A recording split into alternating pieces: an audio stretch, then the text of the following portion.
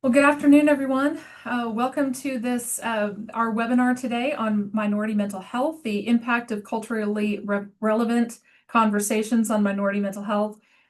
We're so glad to have you guys here today. I want to sincerely thank our partners from the North Carolina Department of Health and Human Services, especially the Division of Mental Health, Developmental Disabilities, and Substance Use Services for co-sponsoring this webinar today. My name is Amy Brundle. I'm the Director of Marketing and Communications from NAMI, North Carolina. And for years, we have been supporting the efforts of minority mental health and the legacy of B.B. Moore Campbell as a way of understanding that in minority communities, being able to talk to and hear from people who have walked the same path as you and who have the same struggles, insights, cultural understanding as you is critically important for supporting mental health in those communities. And so for a topic like this, you don't necessarily want to hear from me, you want to hear from folks who are doing this work. So to start off our webinar, we've invited 3 of our own NAMI volunteers who have been working on a program called Sharing Hope. And we'll hear more about exactly what Sharing Hope is. But in a nutshell, Sharing Hope is a series of conversations that surround mental health concerns within the Black community, especially, and that discuss different ways that cultural backgrounds and stigma can perhaps prevent people from wanting to have conversations about mental health, and how actually coming together as a community and talking about these things together can be the catalyst for change. And so we're going to hear from 3 folks who have been working on presenting this program to their communities and what they've learned through that process. So without further ado, I'd like to introduce my panelists. Dr. Rosa Buxton-Sutton is from NAMI South Mountains. She is an ordained minister, and she is a facilitator for NAMI Family Support Group and a dedicated member of the board of directors for NAMI South Mountains. She's passionate about advocating for mental health awareness and education. As the visionary behind the Wellness Weekend workshops, she's pioneered a transformative initiative aimed at bridging the gap between faith communities and the wider public to foster understanding, support, and healing around mental health. Dr. Stephanie Irby-Cord from NAMI Wake County is a tenured associate professor in the Department of Human Development and Family Studies and the Director of Graduate Studies at UNC Greensboro. She's a clinically trained psychologist and researcher whose professional and personal mission is to contribute to the understanding, prevention, and treatment of child and adolescent mental health problems, particularly as they relate to youth and families of color. Her service on the NAMI Wake Board of Directors is directly tied to her passion for diversity and inclusion initiatives and the NAMI Sharing Hope program. And then Tara Jones from NAMI Cabarrus is a NAMI Family Support Group facilitator, family-to-family teacher, and Sharing Hope presenter. She began volunteering and advocating with NAMI Cabarrus in 2023 after a loved one was admitted and diagnosed with a mental health illness. She sought support from NAMI and quickly found out how much of a stigma mental health is in the Black community, and began open conversations with the community to reduce stigma and minimize stereotypes. She's hoping, as I'm sure all of our panelists are hoping, that expanding the Sharing Hope initiative with other like-minded people who will start the much-needed conversations and advocate to keep them going is the future of mental health conversations in this community. So welcome to you 3. We're so glad to have you guys here. So I'd love to talk to each of you a little bit about your background with mental health, how your maybe personal journey has intersected with this, and why you decided to get involved. Dr. Sutton? Good afternoon, everyone. I just knew I was going to be first. No, yes. For my journey, I am a firm believer. First of all, good evening, everyone. Thank you so very much for those that have joined, and we're looking forward to having a great conversation. But I'm a firm believer that sometimes mental health is not necessarily how it affected you personally, but sometimes it's your loved ones that you have gone through the journey with. I took part into mental health after some personal traumas that happened in my life. And it just kind of pushed me into looking more into mental health. And one of my advisors, when I was actually working on my doctorate degree, she told me, she said, I have a course that I want you to kind of look into. And it was a mental health coaching and mental health counseling. I said, okay, I'll just look into it. Of course, at that point, my life was somewhat in shambles, so but God has a way of directing us into purpose, even in the midst of your own pain. So while I was taking the mental health coaching courses, it just kind of opened my eyes to things I was actually dealing with in my own personal life, gaslighting, mental, emotional, verbal abuse. Everything is not physical. So in that, it just kind of opened my eyes to some things. And that's how I started my journey into learning more about mental health. Again, from dealing with it firsthand, from physical. Like I said, everything is not physical. You can't see a broken heart. You can't see trauma to the mind. But if my arm was broken, of course you can see that. So that's my journey to where I am now, and now I'm able to help others face their giant, so to speak, and be able to move past where they were to where God has called them. Thank you. Dr. Cord? Sure. My journey in mental health has been, basically, mental health is what I do as a clinical trained psychologist, mental health researcher. It's just been near and dear to me, both personally and professionally. I've worked in different settings from psychiatry to psychology departments now, and I'm in human development and family studies. So I've been able to look at mental health from very different perspectives and contexts. Similar to what Dr. Sutton was saying, mental health is so complex, but it's something that affects everyone. It's just a matter of how it affects us on this continuum of wellness, right? And so that's why I'm so encouraged to make sure that we bring awareness to mental health, because we all are being affected by it. And so it's been something that I have really committed to in terms of helping folks in the community, families that I serve, as well as students that I teach at the undergraduate and graduate level, in terms of helping them in their journeys and pushing through. And so, I just am a real fan of making sure we talk about mental health and normalize it, because like you were saying, Dr. Sun, it's as important as physical health. And so we need to remember that. And Ms. Jones? Thank you for having me. I'm kind of new to the mental health advocacy. I have friends and a loved one that has a lived experience with a mental health condition, and trying to maneuver through the system and trying to find coping skills for myself and how to deal with it. That's how I found out about NAMI, and that's how I got involved in the mental health community. It's very difficult at the beginning when you don't have any coping skills, no problem-solving skills, you don't have any resources, especially if you have a loved one that is admitted. A lot of times you don't have access to what exactly is going on, and then you don't know what to do once they are released. So that was my beginning of my journey. I reached out to a facility that my loved one was in. I said, what can we do? What can I do for myself? Because I'm not okay. I'm not okay with what's going on. It's all new to me. And that's how I found out about NAMI. So once I found out about NAMI, I went to a support group, And then from that support group, I kept going. I became more of an advocate. And then I participated in training for a support group to be a facilitator, and then also teaching a family to family class. And then now I'm working with everyone to do the Sharing Hope initiative. Yeah, and I also like to ask you guys, what attracted you to getting involved with Sharing Hope in particular? Like, what was it about that program that really kind of resonated with you to the point where you're like, yeah, I want to learn how to teach that?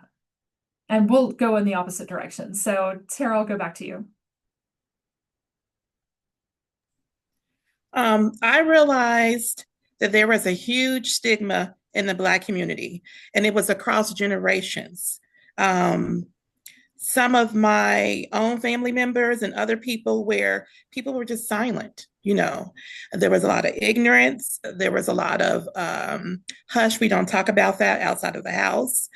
There was a lot of things should just be prayed away, or something like you did something wrong. So there was a lot of different things going on in the community, and I wasn't aware. I was even participating probably early on because I didn't know any better. But I realized it was across generations. It wasn't just the young people or the older people. It was from your grandma, your uncle, or your mom, or your daughter or son. We kind of brushed it under the carpet. Nobody wanted to talk about it. So that was what made me want to begin the conversations, to first of all, to create awareness, and then also to talk about those different traumas that nobody wanted to talk about. And I wanted to be able to usher people into much needed healing. That's great. Yeah.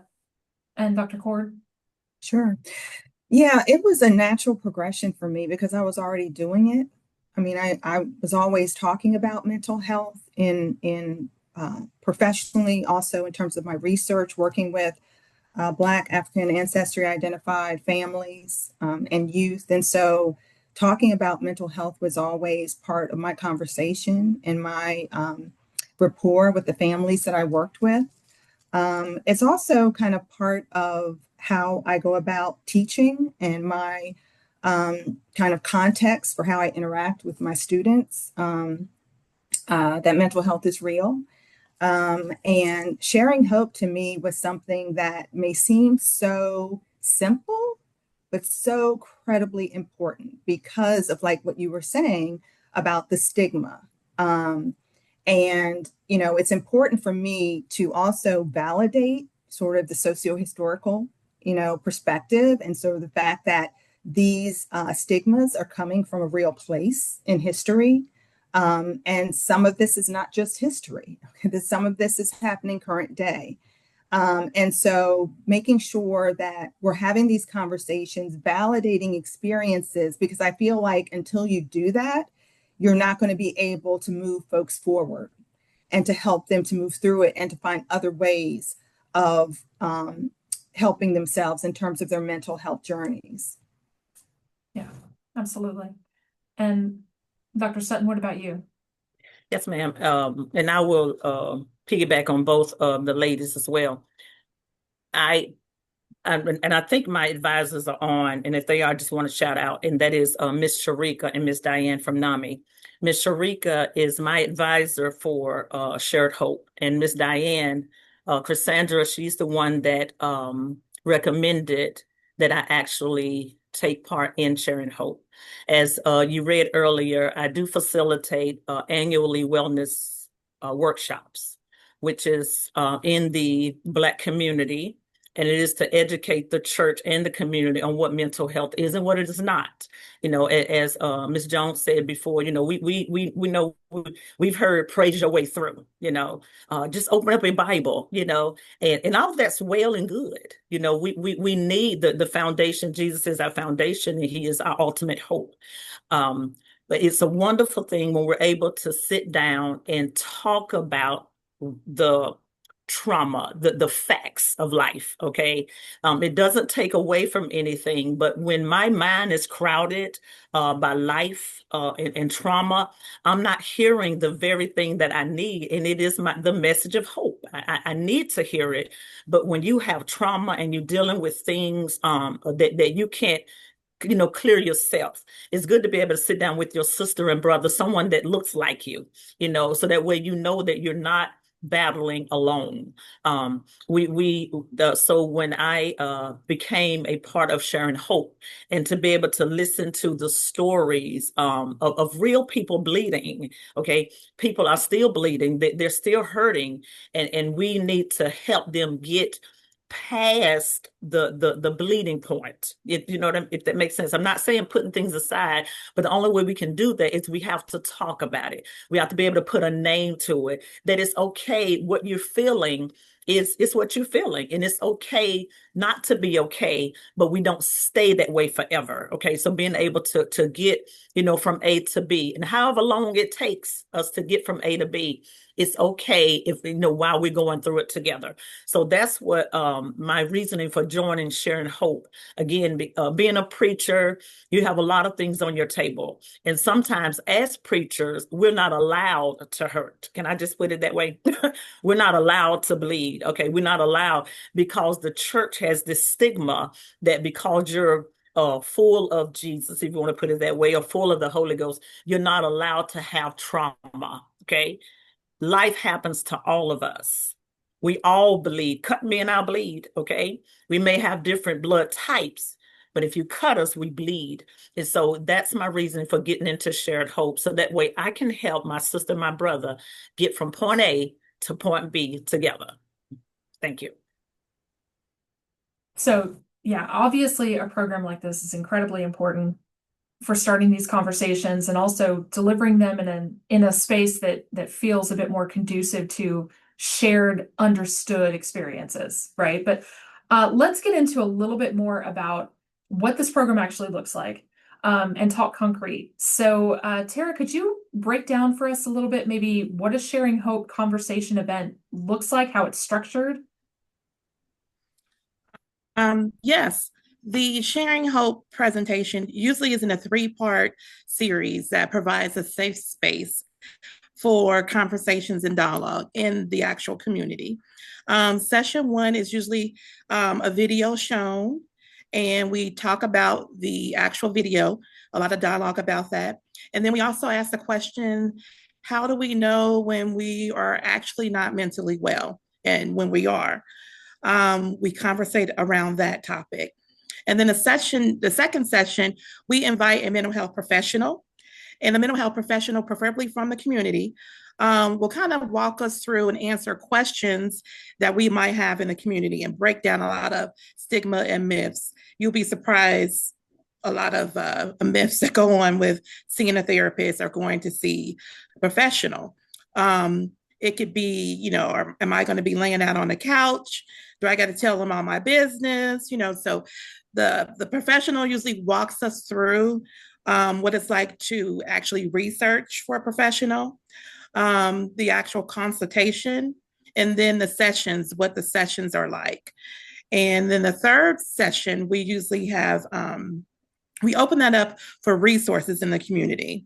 So we like to show and give people resources that they can actually obtain in their actual county or their community, and then how to go about utilizing the resources. For example, using your employee assistance program to find a therapist or a provider, or even using your FSA, your funding to fund an actual therapy session.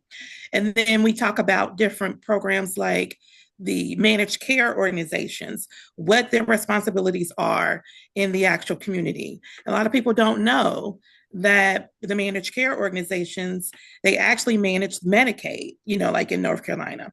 So we do give them all this information so they can go back in the community and help others, and also receive the information they need to be on the road to recovery.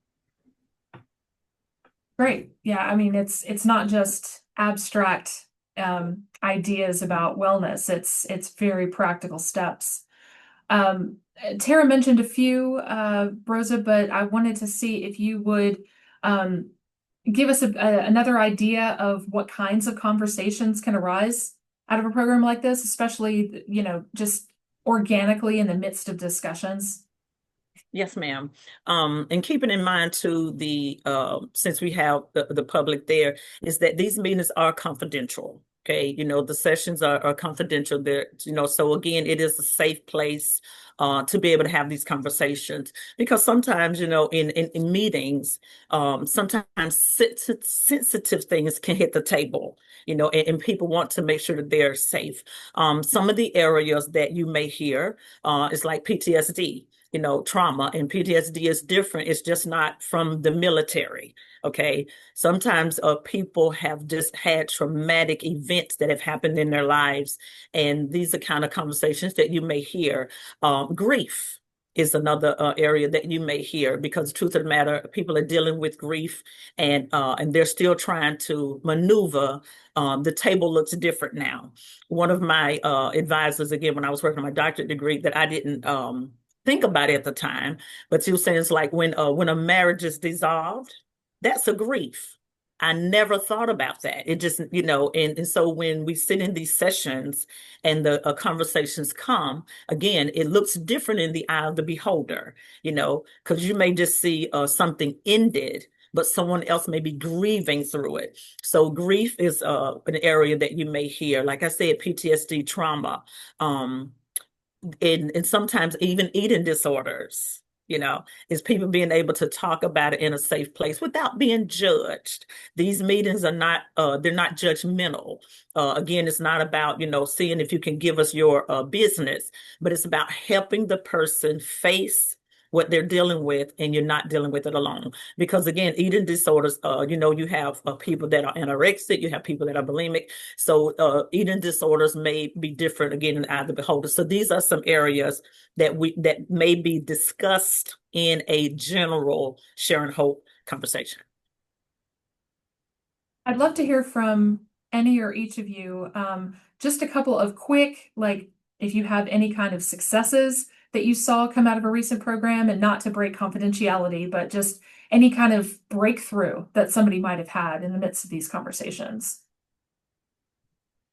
Well, I can mention one. I'm also facilitating Sharing Hope groups. One of the things we've talked about, the stigma, right? And we've talked about what does getting help look like, right, for different individuals. And what I love about this initiative is the fact that depending on the group that you're talking with, these issues come up just so organically, if you're talking to bus drivers versus single moms versus Black men. And so I love the way, sort of the organic nature in which these things come up. But then when you step back, you see that there are some common themes, and that stigma is huge. And so one of the things that I really appreciate about a particular group is they tended to focus a lot on, okay, what does therapy look like? Like, when we think of therapy, sometimes we think about, like Ms. Jones was saying, laying on the couch, talking about your mama, right? Talking about, like very invasive and personal. And that's very off-putting to many people. Everybody's not comfortable being on a couch. And I think there's that sort of traditional idea of therapy that has kind of stayed with us, but that is not all the ways in which therapy shows up. And so one of the groups that I really appreciated what they had to say is they spent a lot of time talking about and unpacking what therapy looks like for them.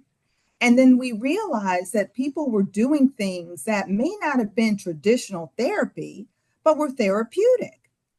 And then it was like, so spending time thinking about, well, what am I doing that is therapeutic for me? It might not be the traditional therapy. And particularly with Black folks, sometimes you got to be creative in order to get them to buy in, right? And you can't, put anyone in a box. And so being able to give voice to the creative nature of what therapy looks like, and what your particular fitness plan is, what your particular toolkit is, what are you doing now? I mean, it may very well be walks in a particular neighborhood, in a particular path, right? It may be doing yoga, it may be art and dance, and being able to move your body and being able to express that anxiety or that depression or those feelings in ways that are very kinesthetic, right? Because in general, Black folks tend to be very kinesthetic in nature. We're very expressive. We like to move. We have verb, right?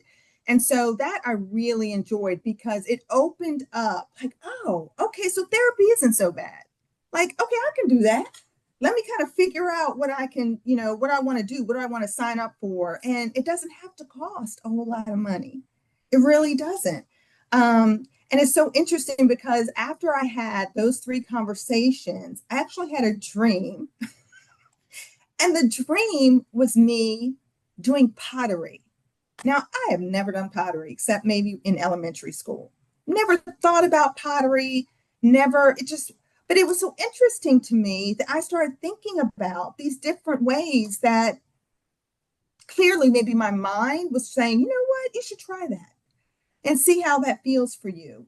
And so I went on this, this journey of trying to figure out, where can I get a pottery lesson?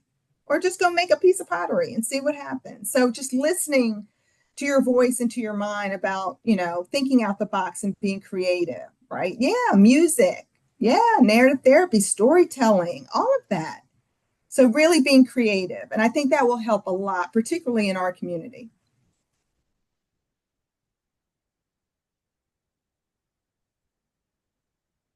Well, you largely touched on the next thing I was going to ask you, which was how these kind of programs can help break down some of the stigma around mental health. I think, finding out that people have different ways of engaging and there's different avenues than just the one you might have assumed from, childhood or the media or whatever. Do we have any other anecdotes or breakthroughs? Yes, I will. I'll say, and I enjoy what Dr. Court was saying because I am very, very energetic. And I think my bishop is on here, Bishop Rogers. I think he's on here. Some of the junior missionaries from my church body, Fire Baptized Holiness. Woohoo! Glad to have you out there. I'm a very energetic person, but when my life kind of shifted, I became real silent. Okay, I didn't have a voice. Well, I felt like I didn't have a voice.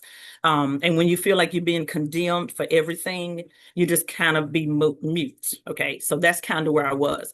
In these settings, for me, it's mind boggling. It's amazing to listen to the people, just start talking, being able to just talk.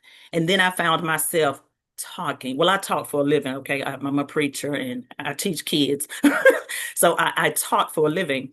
But when you're on the other side and your voice becomes obsolete, if I can put it that way, but you're sitting in sessions where your voice is being heard, it's amazing. And it's just so, as Doctor, it's therapeutic, to be able to see people feel comfortable talking, even if tears begin to fall, it's okay, but they're talking and they're okay, and people are listening and people are looking at them and they feel like they're being heard. That's powerful when you felt like for so long that you're not being heard, or that nobody cares that you're bleeding from the inside, because they can't see it. So for me, the meetings and even after the sessions, people are able to talk to you and you're approachable. That's a great thing, because sometimes when you're leading discussions or people feel like you're leaders, they kind of feel like you're over them. You know what I'm saying? Like they don't feel like you're approachable. But in these sessions, we're all approachable because we're all on the same playing field. Even with the doctor attached to my name, if you notice, sometimes I won't put it. Doesn't take away that I worked for it. That's not what I'm saying. But sometimes it keeps us on that same playing field, just where we're all comfortable and we don't feel like we're above one another. You see what I'm saying? So I appreciate Dr. Core when she was talking about, pottery. I love drawing, believe it or not. Some people don't know that about me, but I love to draw. And it's very therapeutic. I enjoy writing. Enjoy journaling. And sometimes that's what I would tell the people, write it down. Just write it down, put it on paper, be able to see it, and then go back later and look at it again, and you'll be amazed at, how it makes you feel being able to put words to what you're facing. And like I said, drawing, and I may have to take a pottery class, my sister, so just, I promise it's so therapeutic to just be able to know that you're not by yourself. Thank you. Can I say something? Sure. For me, I think it was interesting to experience the generational breakthroughs. One of the videos that we show 3 different generations. And when people begin to talk, there were some elders there, some people, had kids, whatever, to be able to say, this is how I was in my household. Well, mom did not speak about things. She carried stuff with her. She'd go in her room and close her door. How that affected the children. And now the grandchildren, they might be going through trauma. But to be able to open up that conversation for all 3 generations, or at least 2, to say, how can we do things differently? Or to say, this is what I went through. You didn't know. And the reason why I wasn't able to speak is because a child should be seen, not heard, or X, Y, and Z. And then someone to say, well, I thought you felt this way about me all this time, and it was something that you went through, not something that I did. So there's a lot of trauma in our community where people don't speak, they just kind of hush, or it can be someone who, oh, that's just how Big Mama is, or that's just how Aunt so-and-so is, or whatever. No, we need to open up and find out what's going on with people. And I thought that was awesome, especially for the older generation to be able to open up, because a lot of times they don't, they won't speak about it. But to be able to say, I'm sorry, let's have these conversations, or I've experienced this when I was younger. This is the reason why I'm this way. And then, the middle person or the middle child saying, okay, I want to do better for my child or my son and daughter. I want them to be able to come to me and speak. I thought that was great. It was almost like a 3-for-1, So if we can take generations like that and make a difference and heal, begin that healing and spread it, I think that is just an awesome thing. And that's one of the positive things I was able to see out of this program. Fantastic. Yeah, I think that, obviously y'all can speak to this, but I think that that just giving people a place where they're able to kind of break some of those walls down and create that kind of communication that may be generations in the making is just so powerful. And I've got 2 more questions for us before we wrap up our panel. One of them is, how important do you all think that cultural sensitivity, that having that space that's basically just for you, is when you're dealing with mental health in this community? And I'll just open it up to whoever would like to chime in here. It's very important. As someone who has trained in sort of traditional models and theories, and we know psychology and psychiatry has racist roots. Okay, just say what it is. Things that have informed our therapeutic techniques have evolved, and in many ways. But it is so important that we not only have these evidence-based practices, these theories, or these groundings that have been known to work, but that we marry that with cultural responsiveness and cultural congruence, because you're not going to be able to allow people to really see how that works for their life and their lived experience unless it integrates their lived experience in it.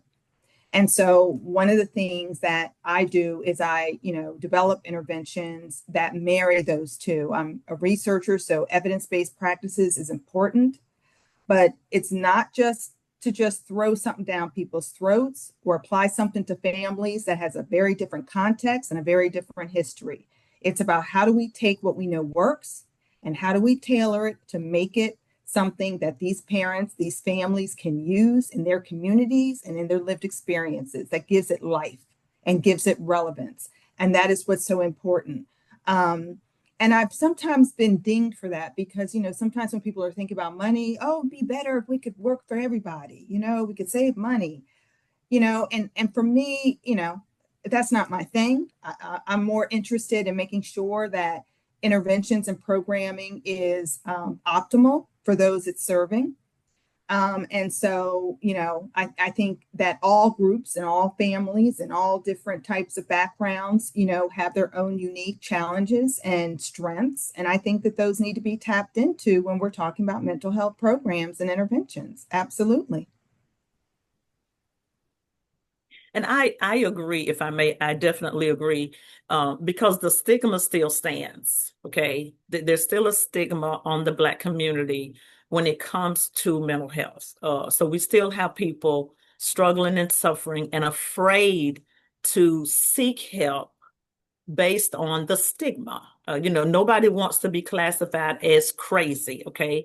It's true, people are still using the word, which gets under my skin sometimes, but people are still being, it's the stigma. So it is important that we talk about it. It is important that we educate the community. That is one reason that I have the wellness program. One of the ladies in our church who's transitioned, but she, when we was first working on it, I knew it was something that I wanted to do in mental health. When the Lord gave me the vision to bridge the church and the community on what mental health, again, what it is and what it is not. And so she was like, call it Wellness Weekend. And so that's what we do, because at the end of the day, we want our sisters and our brothers, no matter what our skin color looks like, we want them to be well, okay? We want our families to be well. And in order to do that, we have to talk about these difficult subjects. We have to talk about these difficult areas in life. And so my take on it is to educate. As Dr. Accor said, we have to educate one another, okay? It doesn't make sense to just keep walking blind, okay? We have to take the blinders off. We have to stop living in denial and accept the fact that we're struggling with something and we need help. And we have to educate one another. And NAMI is a great, great resource because it's so broad, okay? There are avenues for every area of your life, and so we have to have these resources available when people come to, of course, like I said, I'm a minister, but when people come to our houses of worship or when people come to the schools, is have these resources available to help a parent who has a child who's talking about, I don't like who I am. Okay, I don't like myself, who's fighting with identity crisis, or who's struggling going to school and they're being bullied. We have to talk about these things. I'm an educator, and I remember a few years ago, a kindergartner hung himself, because he was dealing with things in school, but he's in kindergarten. How does the kindergarten express how they're feeling? Comes home and talking to mom, somebody hit me in the back of my head, somebody slapped me, and the mom's like, oh, what did you do? We have to be able to allow them to put words to it so that we can help them process through these things. I don't want to see another person's life lost and I didn't do something to help them on the journey. Okay. Mm-hmm. I feel that I'm real compassionate about helping and educating the church and the community on what mental health is and what it's not, especially in the Black community. Okay. Especially in the Black community. I'm going to say this and then I'm going to put myself on mute. And I said it once before. We all seen that sitcom, the movie that used to be out, soap opera Dallas. Y'all remember Dallas, everybody going around the world saying, who shot JR? Who shot JR? Okay. So we were so focused on who shot JR while JR is bleeding to death. Come on. Okay. He's bleeding to death. All right. But we're busy running down the shooter. People in Walmart still talk about who shot JR. The man is bleeding to death. So we have to change our focus and help the one who is bleeding to death. Okay. We're not forgetting about the shooter, but let's help the one bleeding to death. Okay. That's where our focus should be. All right. Thank you. And I will finish this with I think that it's urgent. 1 in 3 Black adults actually receive the mental health services or help that they actually need. They don't even go look for it. So I think even with the younger people, we have to teach the individual that they are enough and what wellness looks like at a young age. And then we also have to teach the bully what is not acceptable. And in our community, we've used several different words to explain someone with a mental health issue or concern. Just like we have to change things in the workplace, be politically correct, we have to do that in our society, in our community. We can't use words like, oh, she's just bipolar, or he's cray cray, or you have a loose screw, or we use all these terminologies loosely, and it can be very offensive. So we have to relearn what is and what is not good to use or correct to use, and that this is a real thing. This is a serious matter. It's not something to be playing around with, with mental health. So we definitely have to teach wellness for all individuals. And then we also have to reteach what is acceptable when you were speaking of someone who has these challenges. So I want to thank all of you so urgent. much. Thank you so much, all of you, for your insights on this. I want to let people know that if they are at all interested in sharing hope, they can either visit our website, which I put here in the chat, or I put this earlier, but I'll put it again. They can visit the National NAMI website and find out more about the program in general. And then just contact us or your local affiliate, your local NAMI affiliate, to learn how to get trained as a facilitator and how to bring this to your community. And one of the great things about NAMI is that we've got plenty of support for you as far as, help logistically, help with promotion of the event, etc. So just find someone from either the state office or one of your local affiliates to find out how to get involved, because we need to keep having these conversations and they need to be everywhere. People all Can over I the make state. one final point before Absolutely. Mhm. for people to, for the viewers and for NAMI to consider during the course of this this panel, and even in the readings, I see the word minority, and that's a word I actually do not use. I tend to use minoritized, because minority really is person-centered. And we are not minorities. We are minoritized persons. We're minoritized communities and minoritized groups. And so it's important to place the emphasis on the context, right, as opposed to the person. So I just wanted to put that bug in the ear just to think about that as we're talking about minority this, minority that, and think about how just shifting it that little bit can be very powerful. Yeah, I love that. I mean, there's always something new to learn about how to better frame this to serve everyone. So thank you so much for that. Thank you. Again, I want to thank you three ladies so much for giving of your time. And then I want us to shift gears just a little bit to some programs that DHHS is responsible for that are along the same lines. So I'm going to welcome in Brittany Jones and Kelly Crosby to join us. Kelly is the director of the Division of Mental Health, Developmental Disabilities, and Substance Use Services. And she has served the state government in a variety of different ways. So she knows mental health inside and out. She is a social worker. And if you have been on any NAMI North Carolina webinar in the past year and a half, she is not a stranger. So again, we are so glad to partner with her once again for this effort. And please, Kelly, take it away. Thank you so much. And I'm going to be brief because Brittany's the real star here, but I do want to say thank you for hosting this today, NAMI team. This is really important. And the Sharing Hope team, I could listen to y'all all day. So I want to thank you for sharing, but also for what you're doing every day for your communities. I think it's truly wonderful and marvelous. So today, I just wanted to say a couple things and then tee up one of our stars here at the division, who's Brittany Jones, and you'll see why in a minute. But I appreciate the opportunity just to add a few words. And and I thank you for the introduction. And the one thing I would add about myself too is that I'm a person with lived experience.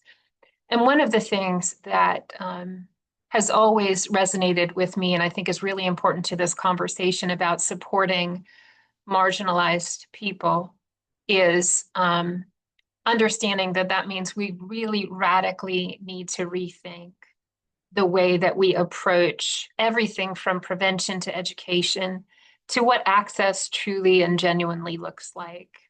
So I know, and I use this example all the time, and I appreciate that um, this is Minority Mental Health Month. Your point is well taken, not to use the word minority, but I'm naming the month. But I know that certainly from my culture and where I come from, traditional forms of treatment were definitely not remotely an option for my family. Stigma was great and strong. I come from my dad was a veteran. We lived in a very poor, rural, working class community. And we were very attached to our church. So there were a lot of strengths in what I just said, but also a lot of reasons to not seek help, to distrust medical and clinical models of care, and to use faith as a real a point of support. So I really believe strongly that the way we approach reducing stigma and increasing access to care, and I'll say the word care, really has to take into account what works for communities, what their strengths are, which might be really unique, what their language is in terms of how they can talk about mental health or pain or trauma or hurting, and the ways that we should provide services that make sense, or supports, or care, which I think is a lot better word. So one of the things I know there has been a lot of upheaval in the federal government. It has translated to the states, and it will impact the way that we're able to fund programs. I cannot sugarcoat that, and that's been rough, and it's going to be rough for a long time now. But I will say, we have a strong commitment, and to the best of our ability here at the department, we'll continue to use our dollars to fund programs in communities with trusted community messengers in a way that makes sense to communities. So we're incredibly committed to access in ways that make sense to people. We'll continue as long as we can to fund a lot of the wonderful programs we fund, like Village Heartbeat and Voices of Appalachia and Health Star and UCA Waves. And I'm forgetting communities, and I'm going to feel really bad about that. I'm sorry, but you are our trusted partners, and we're very grateful. And just to be really clear about those are programs that are in communities with community-based organizations who are using trusted community members, whether it's a church member, whether it's a peer support specialist, someone with mental health or substance use, whether it is a person, a lay minister at a church. It's just trusted messengers who can talk about mental health and wellness in ways that make sense, and then offering ways that are actually helpful and healing to help people address whatever it is, their trauma, their mental health issues, their recovery journey if they're using substances. And so really appreciate that. So really appreciate the work that they do every single day, and we're grateful that they partner with us. So with that being said, I'm going to turn things over to Brittany Jones, and Brittany leads all of our crisis work here at the division, which is incredibly big and important to us because we are committed to creating a real alternative crisis system. We know in marginalized communities, there is understandable and justified mistrust of clinical systems of care. We know that even people in marginalized communities worry about calling 988 because sometimes when you call a number like that, authorities show up at your home, and scary or bad things have happened historically. Whether it's you get hospitalized, you get labeled, you go in an ambulance, you get arrested. And so we're trying to make sure that we have a crisis system that is trustworthy, that gives people the support that they need, and is able to separate itself from sort of that really kind of scary history that a lot of folks have when they reach out for help. So Brittany oversees all of that. And that includes our suicide prevention work. But Brittany's going to tell you about a very special, much needed project here in North Carolina, but also nationwide. And it is really addressing from a community, from a ground up way, how we're addressing this escalating issue of Black youth suicide. So I'm going to turn it over to Brittany. Thanks, Brittany. Thank you, Kelly. Good afternoon, everyone. As Kelly said, my name is Brittany Jones, and I'm the Acting Crisis Services Team Lead for the Division of Mental Health, Developmental Disabilities, and Substance Use Services. So today I wanted to highlight our Black Youth Suicide Prevention Action Plan. So you might have seen communication go out on our hot topics, but the division is in partnership with the Division of Public Health, UNC Suicide Prevention Institute, and the Department of Public Instruction and Village of Care. We developed a strategic plan dedicated to preventing suicide among Black youth. So this is the first of its kind plan that in the history of North Carolina DHHS and DMH DDSUS. So I just wanted to highlight that. You can go on to the next slide, please. So I wanted to give you kind of like a little bit of background of why, how the plan came about. So in the summer of 2024, SAMHSA invited the state of North Carolina to join 8 other states, including the District of Columbia, at their Black Youth Suicide Prevention Policy Academy. This was the second year that they had did a policy academy, and we were honored to answer the call. We formed a cross-sector leadership team to spearhead this effort, and we spent 3 days in Bethesda, Maryland, at the Policy Academy, learning from subject matter experts and developing our own current state action plan to prevent suicide among Black youth in North Carolina. Next slide, please. So we named our plan Stronger Together because we know that we are truly stronger uniting together to address the current state of suicide among Black youth. So in this slide highlights the strategic overarching goals of the Stronger Together plan.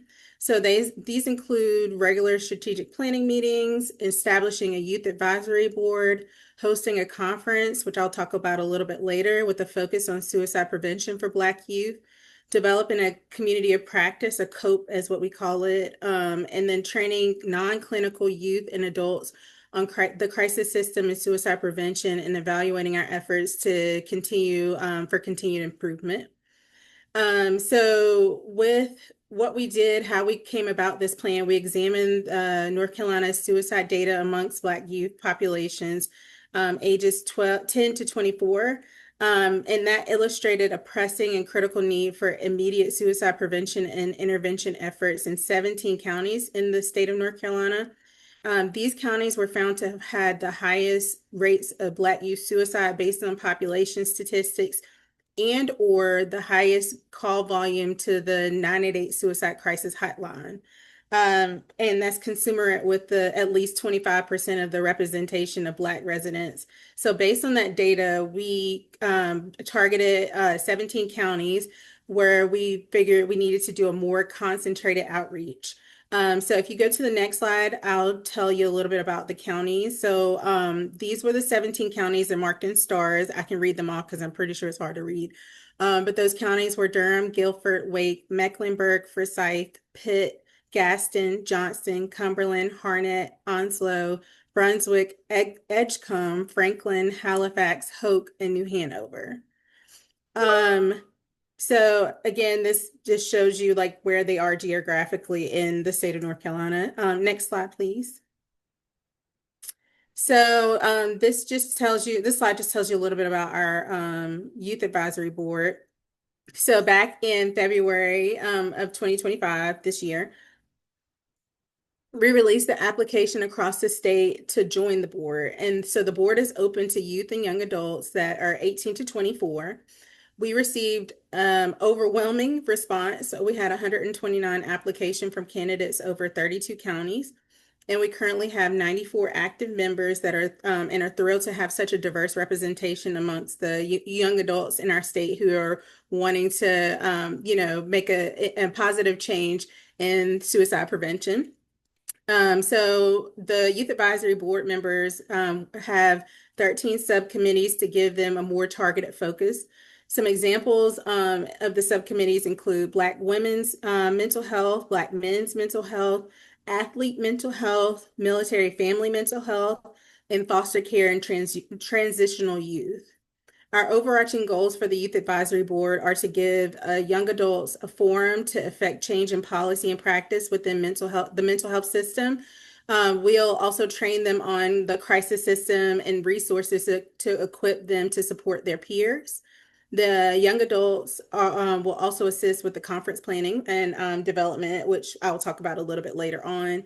And we also hope that this work sparks a passion in the youth, and eventually, potentially, they'll pursue some long-term career in the mental health field. Next slide, please. And then I just wanted to give you some information about the community of practice and education, or the COPE. That includes adult partners and advocates. So our goal with the COPE was to bring together a cross-sector of advocates and champions to foster collaborations, support best practices, and collaboratively address solutions to decrease stigma by promoting and implementing culturally relevant crisis care and suicide prevention for Black youth. So we currently have 134 active members who are participating in the COPE. And like the Youth Advisory Board, the COPE members are sorted into 13 subcommittees with the same focus areas as the youth have. And then the long term will bring the youth and adults and the different subcommittees together for cross learning. Next slide, please. So I keep highlighting and talking about the conference, but we're super excited to be hosting our first conference focused on Black youth suicide prevention. So we titled the conference "Changing Rhythms, New Motion: Adaptive Responses to Black Youth Mental Health." This conference will be hosted on September 20th at the Rocky Mount Event Center, and will be targeted for youth ages 18 to 24. So, we're still in the planning stages of the conference. We're finalizing things and getting things together, being that, August is right around the corner. But, if there's any interest in in participating or tabling or sponsoring this event, please reach out and email our suicide prevention coordinator, Hannah Harms, and her email is on the screen, but I can also make sure to drop it in the chat too. And then the last slide is just the flyer for the conference with the QR code to register for the conference. And any questions that you have, you can also direct them to Hannah or myself about the conference as well. But that's all I had for today. Well, thank you so much for sharing, and thanks to DHHS for really taking this seriously and come up with this action plan. It represents, I'm sure, just months and months of hard work. So thank you so much for sharing this. I'm going to go into a little bit of the questions. We had like 100 people on the call, so I may not be able to get to everybody's, but I'm going to go through a few of the questions here that we had, and just any of our panelists who are still on who'd like to answer the question, please feel free to do that. We had a question about information provided to marginalized populations who do not have access to health insurance benefits. And I think I can start that one off just a little bit by telling you that that's a lot of what NAMI tries to do through either our educational programming, our support programming, or our helpline. And I can put that information in the chat. We at least try to be a go-to place for helping to find resources that will work with any different types of insurances or locations or other criteria that you may have. Our helpline team is amazing at that kind of work. So please feel free to reach out, and I can put that contact information in there. But do you all have any other suggestions for this viewer?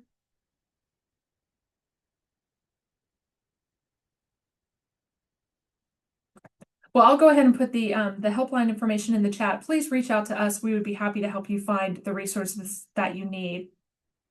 And then I think, Dr. Cord, you answered the question about kind of explaining the difference between minority and minoritized. I think you put that in the chat, but do you want to expand on that at all? Yeah, it's just something I wanted us to consider, when we think about being intentional about our word use, particularly when talking to individuals, groups, and communities. I find minority to be very devaluing and very person-centered.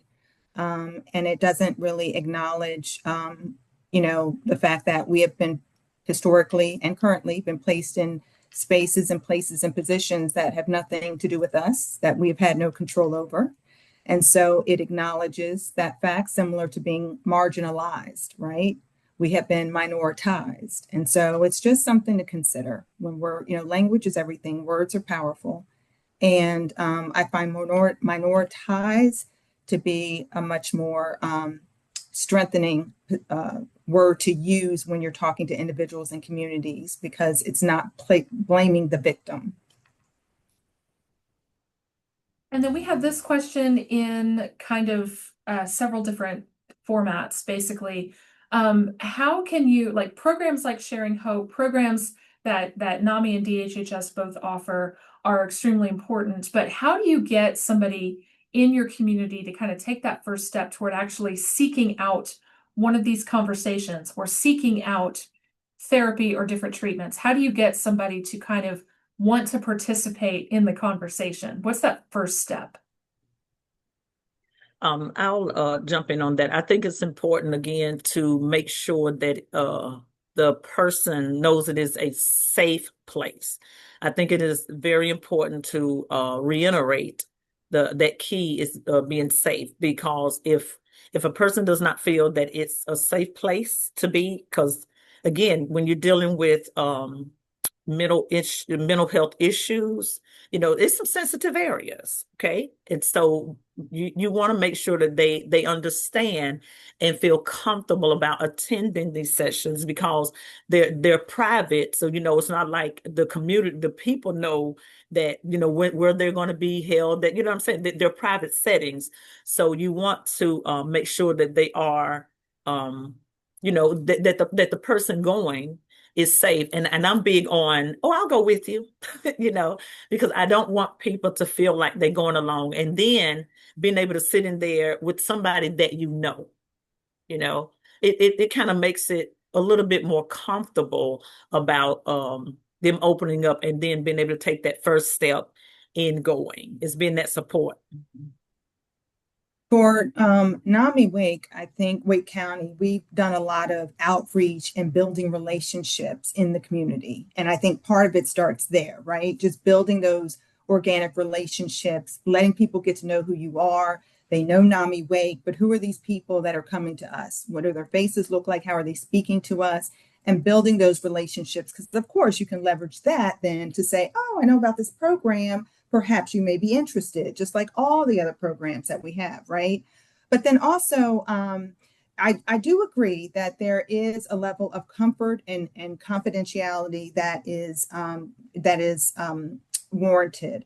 But I've also noticed, depending on the groups, some groups have been much more open and much more less sort of worried about people finding out, because depending on the group, some of them, they're coming because they just want to learn and want to hear about this stuff. This is not, you don't have to have a mental disorder diagnosis. You don't have to have, a particular lived experience in this particular area, And so I've led some groups where they've been very open, to the point where they even said, you know what, maybe we should videotape this so that we can show other people that it's easy to have these conversations. So it really just depends on who it is and who's the makeup of that group. I've also led them on Zoom where they've come from different areas. We have people in New York City, people in Maryland, people here in North Carolina. And so, on Zoom, it was amazing. You could take your camera off if you wanted to, but I was amazed at how many people did not take their camera off because they were just having a discussion. And they just wanted to, talk about it or not, but at least they were listening and they were getting value from those discussions, right? So, confidentiality is always good, and it's important to ask. It's important to, sort of set the ground rules, right? And kind of ask people how they feel. But I have had a few groups that have been very open and wanting to sort of spread the word.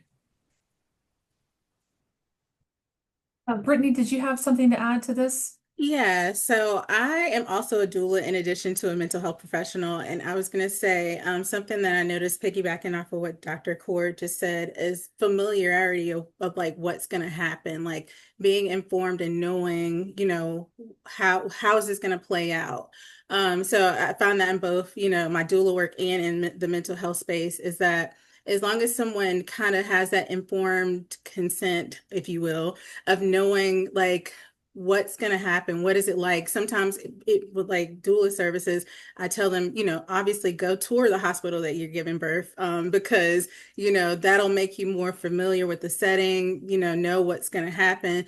And sometimes like in the mental health space, that first, like when they're getting that first step or taking that first step, just maybe we don't have to talk about a whole lot today. Maybe we, just getting you comfortable with you being here with me, this setting, what is that, gonna be like, so that you feel that, that I'm not here to, tell your business or, talk about you or call you crazy or any of that. But, I'm here to help you genuinely and to figure out what it is that you need to make that next step. So that's all I wanted to add. And this is for one of my Sharing Hope folks. Does Sharing Hope include an actual like discussion about the trauma of racism and those interactions? I can say all of mine, racism has come up. Yes. If it hasn't come up, I've Yes. brought it up, but it comes up. It's hard to not have it come up. Mm-hmm. And we talk about, how they feel the role of race and racism has played into whatever they're experiencing. So yeah, for me, it definitely has come up. And I will add to that, it definitely has come up. And I think because we have separated a space for people to talk about that, because some people it's really hard hitting. There's a lot of systematic racism. There could be a daily type of thing that someone is going through. But to have that open and not worry about if someone else is going to be offended if you let it all out. So racism definitely has come up along with colorism. Colorism has come up. There's so many compounding traumas in the Black community that we can identify with. But they generally they come up in our sessions. So yes. Mm-hmm. And I will say as well, yes, ma'am, they definitely hit the table. And, you have political racism, so it's, and it's a big thing. And so it hits the table. And this, again, having that safe space to be able to talk about it without shame. Okay. Because I tell people, I'm not going to wake up tomorrow and be a different race. It's just not going to happen.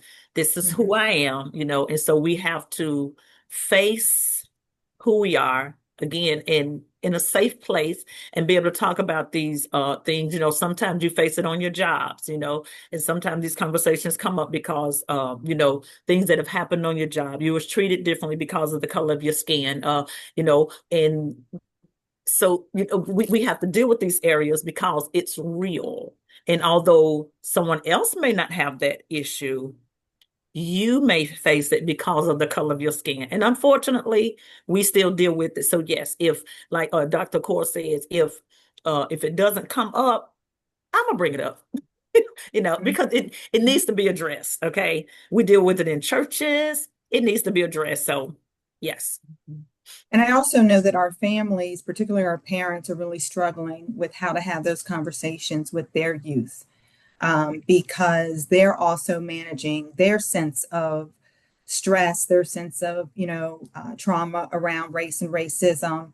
At the same time, they're trying to empower, uplift their youth, right? They're trying to prepare them to, navigate the terrain of racism, but they're also kind of managing it themselves at the same time. And so they really struggle with how to do that in a way that's developmentally appropriate, but it's also realistic.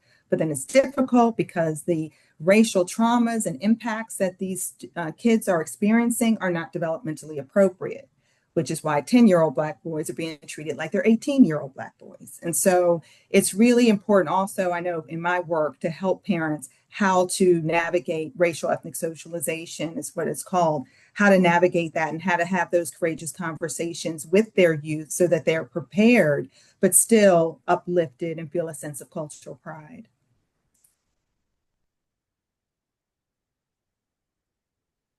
We just received a question about, making sure that the people kind of delivering some of these programs or that are on, the boards or like the DHHS action plan are also consisting of people from these minoritized communities. And I think I can answer for NAMI in that facilitators for these specific conversation-based programs do belong to the community that they are trying to reach. This is not a, this is your space. And so we want to make sure that the people who are trained have not only lived experience, but they also have an understanding of how this community functions, thinks, comes about. So, and I'm sure that the same consideration was put forth with the DHHS boards and committees. Absolutely. We, felt like it was important. That was like day one during the Policy Academy to make sure that we had youth involved in our, action plan and involved in all of the, things as far as like the conferences, the committees and subcommittees for the action plan, because ultimately they're the ones that it's their voice. They need to be heard, right? In order to figure out like how, suicide is affecting them or how are thoughts of suicide affecting them. So it was very, very key for us to involve youth in that. Again, I want to make sure and thank all of our panelists and presenters today. Obviously, there's still a ton more work to be done, but it's a pleasure to be part of an organization and working with DHHS as another organization that is dedicated to making sure this work gets done. If you have any questions about Sharing Hope or any of the other community conversation programs that NAMI offers, please visit the NAMI website and check those out. Even if there's not one in your area, you might be able to get trained and change that. So we'd love to see this program expand. And we really appreciate working with DHHS and all the incredible work that they are doing, especially for Black youth, and meeting that need in the community. Can I ask a question real quick? Because I know that we have to get off, but someone sent me an actual text message.